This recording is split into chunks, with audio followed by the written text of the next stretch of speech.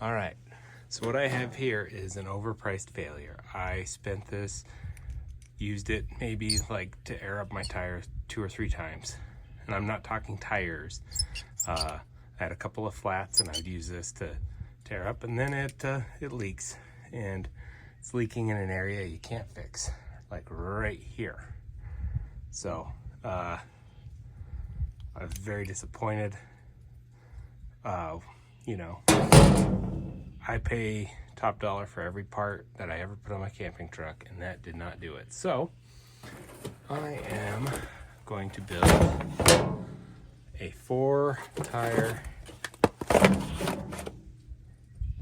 inflation system, and we're going to make it work with a manifold, and then we are going to prototype a screw-on valve. This is the test the concept. I have my qualms with these types of valves. An actual screw-on valve is the only one that I've had success with, and I've tried all kinds of them, but this is a monstrosity. This thing's huge, and it can be condensed to 1 part versus like 5. So this is proof of concept. I got a box of other crap and fittings. Yeah, what we're gonna do is we're gonna take an extremely good air hose, these Flexillas, cut them in half, put these fittings that are straight to air chuck to your hose, and we're gonna make a 4-tire air up / air down system, and it'll be about half the cost of what the name brand ones use. Stay tuned. So let's start with the 50-foot air hose. I'm gonna slip it right down the middle. Each end has a 1/4 inch pipe thread, so that'll give me an end on each side with a quick coupler. And then on each other side, I will use a setup like this. So the goal here is to actually be somewhat diverse and make this useful for just less than one thing. So I'll have 2 25-foot hoses I can connect together to make a 150-foot hose, and then still be able to clip in and air up 2 tires on my trailer. So I'll cut this probably down to 10-foot lengths. They don't necessarily need to be 12.5. We'll see. I will weigh it and probably leave them because the weight of the hose is so negligible. To me, it's worth having the ability to do whatever it is I need. And 2.5 more feet doesn't seem like a lot, but when your trailer's a ways back, yeah, we'll give it that a shot. All right, so what I ended up doing here is I took one of these fittings after I cut my hose in half. As you'll see, they are a little on the fat side up here. So if I took a hose end, this is just a rough cut, you couldn't fit that hose through there. There is about a 40,000ths difference. So the way these bolt-on fittings or the screw-on fittings work versus using a hose clamp, you just shove it on, clamp down. These you want to fit very flush with your hose. When you fit it down, it swells up the hose, and then you squeeze that guy down, and it makes a perfect tight fit. So what I did here, drilled out with a 7/16 drill bit, and that is the same dimension when you measure with a caliper or micrometer your Flexilla hose. So that is yeah, what you do there. So you're probably wondering what the heck I got going on here. All right, so to simplify things for kind of like my pre-testing testing, I took one of the screw-on Schrader valve tips that is sealed down on a valve or on a O-ring to this plastic valve that's rated for 125 psi, and then that's going on to the 1/4 inch pipe thread on the Flexzilla hose. The benefit of taking a brand new hose and cutting it in half, I don't have to make 2 of these ends, and so it actually turns out to be a pretty good value. The other reason I'm doing this approach is eventually this will be one unit. It'll go from a valve like this, or sorry, an adapter like this, to where I can just buy regular hose, no hose clamp, and then a 90-degree, because as you'll notice, this whole area, you could neck down to the size of a part like that instead of this huge conglomerate that I have. However, the reason I have a manual valve here is at the moment I am doing some testing and I want to make sure, because I strongly prefer the screw-on valve stem versus the clip-on one. Because if I'm airing up like one of my trailer tires that's 80 psi on a 14-ply tire, or on one of our big trucks, no matter what you say, those fancy little clip-on ones don't hold on after about 75 or 80. The slightest amount just pops them off. And it's not that I care, it's just you want to walk away and let things do their thing and then come back and have it aired up. So I am going to, at some point, you can take this apart and then it breaks down into 3 pieces. And so I will engineer and machine on my CNC equipment eventually a all-in-one system. So this is to get things tested to see, hey, does this actually work before I spend a bunch of time machining something that's what I feel is valuable, but we'll see. All right, I'm gonna show you a little trick. Let's say I do have a drill press, I have all the fancy machine tools, I got all that. But if you're working out of an apartment, all you're gonna have is maybe a cordless drill and some basic hand tools. You don't necessarily need a really fancy step bit. I've got a Greenlee because I used to work in the trades and have to actually build stuff. And so what we're gonna do, you can get by with just, your basic, less expensive. Don't necessarily need an Ipex, but oh my goodness, this is like a vice grip. Okay, what I'm gonna show you, we're gonna use a step bit to go down to get the 7/16 going. That's the next version, or the next size. And then we can finish it off with that. The reason I like using the step bit is it chamfers and makes everything nice. So I'm just gonna do this hillbilly style. Just like that. That's more of a joke, but in all reality, these things are like vice grips.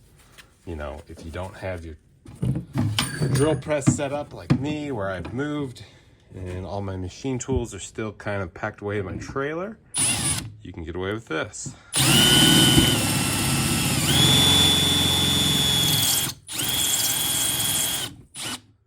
All right, you can probably see that working its way, and it already did a nice chamfer on the next size.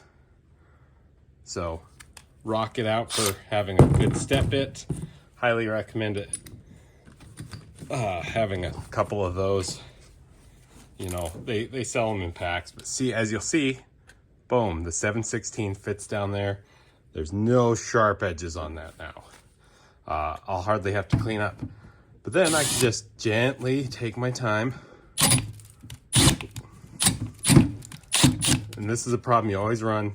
So you're barely wanting to get any pressure because that tip of that drill bit just grabs. So we'll just, and you'll have this issue, but it's really not that huge a deal. We're just gonna get things drilled out.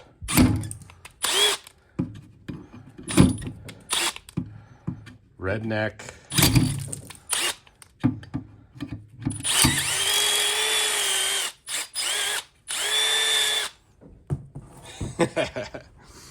And as you'll see, you can read the 7/16 on there. And we'll just do a little bit of work by hand there.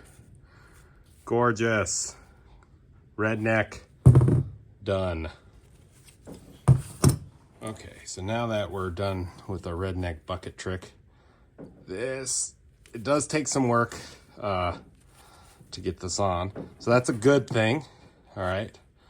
We're gonna have that much. I should probably clean it up a little bit and do a better square job. But see, look how much that swells up. All right. So if we do a good job, we're gonna get full.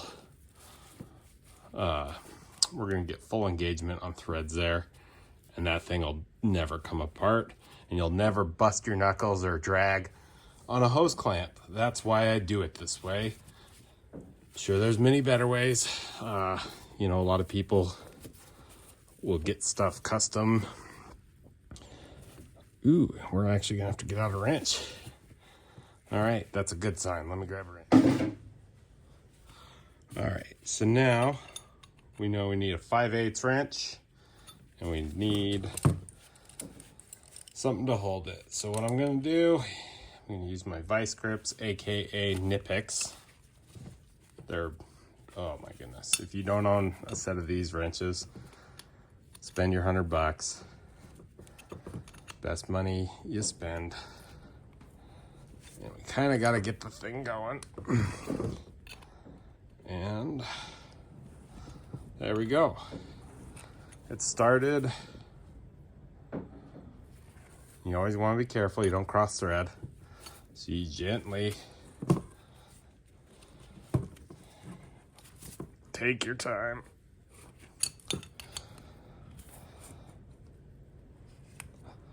I don't know how strong these import brass fittings really are. You know, like I say, I'll never run it up over 100 PSI, but you know, do at your own risk. Ooh, that's probably as tight as you dare get her.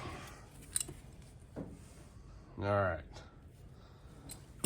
That is not ever gonna come out unless this cracks, and that's not an impossibility. If this thing cracks, it'll loosen up and break. However, I highly doubt that it ever gets enough use to do that much. So, time for the moment of truth on the 50-footer. This is just my pair of scissors I keep out in the garage. This is like why you gotta be careful around things.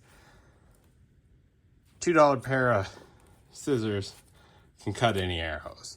So you gotta take care of this stuff. Watch it like a hawk. You don't abrade it. You gotta be careful. So I cut the 50-foot. We're gonna get that wrapped up into two 25-foot coils, and then we'll do some fittings here. You gotta have a good old cardboard workspace. It's pretty crappy weather outside, otherwise I'd be working out there. But let's just get to it. Whoops, kicked over the hammer.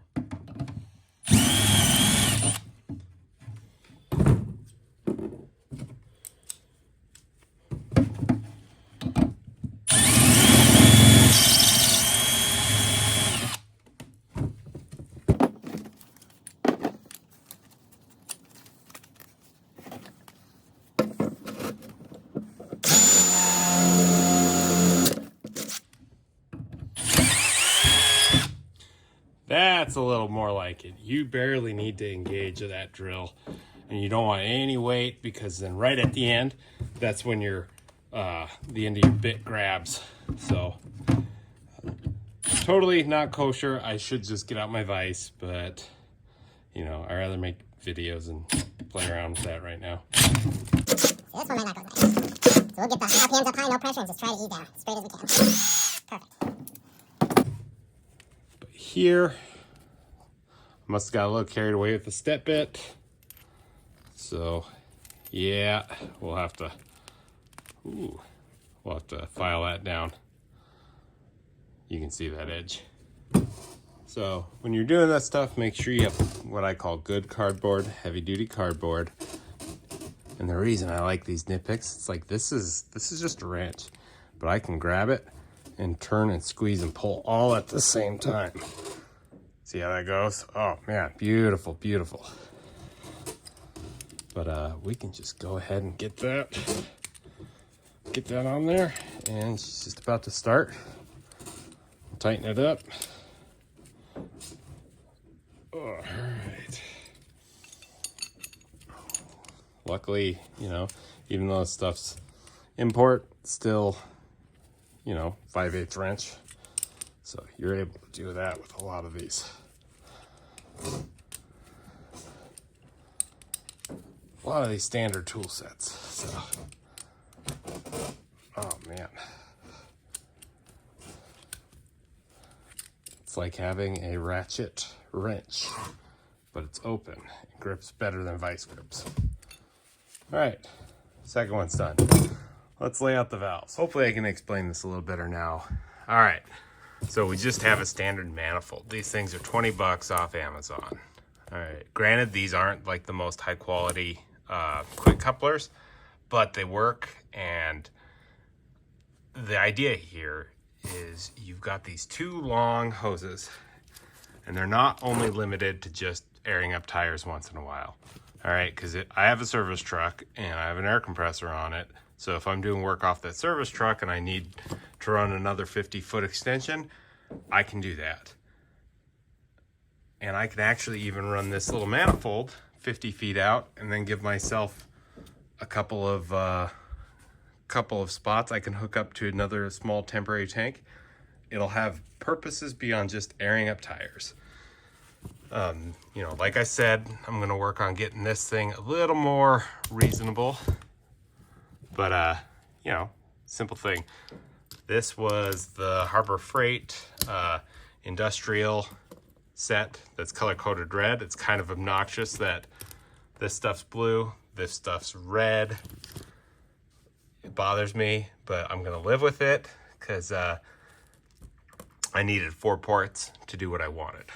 So the other thing that you can do is put a ball valve in.